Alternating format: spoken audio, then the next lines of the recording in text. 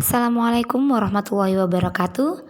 Bertemu lagi ya anak-anakku kelas 6 dalam pembelajaran online tematik tema 1 subtema 1 pembelajaran 3 dengan Bu Lulu Masniah.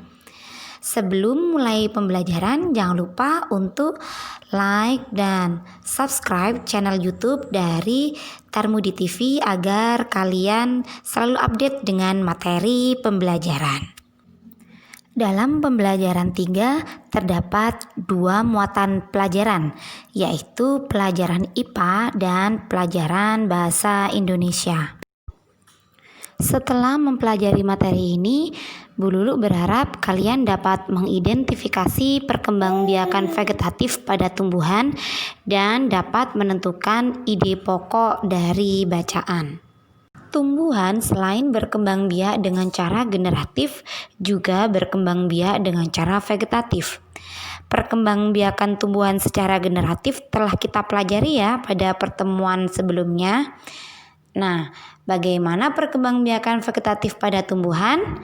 Ayo kita cari tahu. Perhatikan ketiga gambar berikut. Nanas dan pisang melakukan perkembangbiakan vegetatif melalui tunas, sedangkan bawang merah melakukan perkembangbiakan vegetatif melalui umbi lapis. Selain ketiga gambar tadi, masih banyak tumbuhan yang melakukan perkembangbiakan secara vegetatif. Tahukah kamu yang dimaksud dengan perkembangbiakan vegetatif?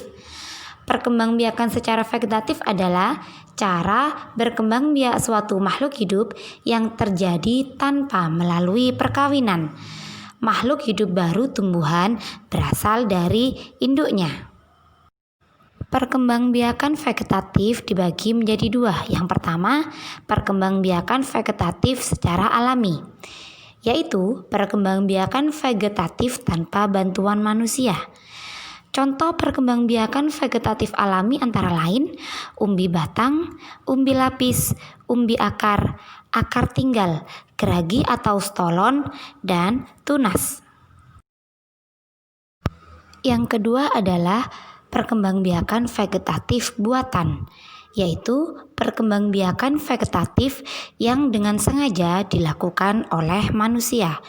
Contoh perkembangbiakan vegetatif buatan antara lain mencangkok, merunduk, dan menempel. Selanjutnya pada bagian ini terdapat bacaan yang berjudul Tumbuhan Sumber Kehidupan. Bacaan ini terdiri atas 5 paragraf. Bu Lulu berikan waktu selama 5 menit untuk menyelesaikan bacaan tersebut.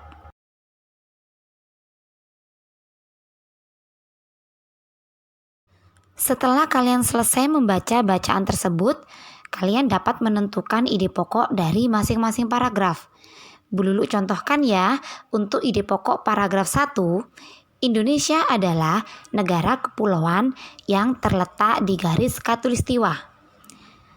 Sedangkan ide pokok dari paragraf kedua, dataran rendah adalah dataran yang memiliki ketinggian 0 sampai 200 meter di atas permukaan laut.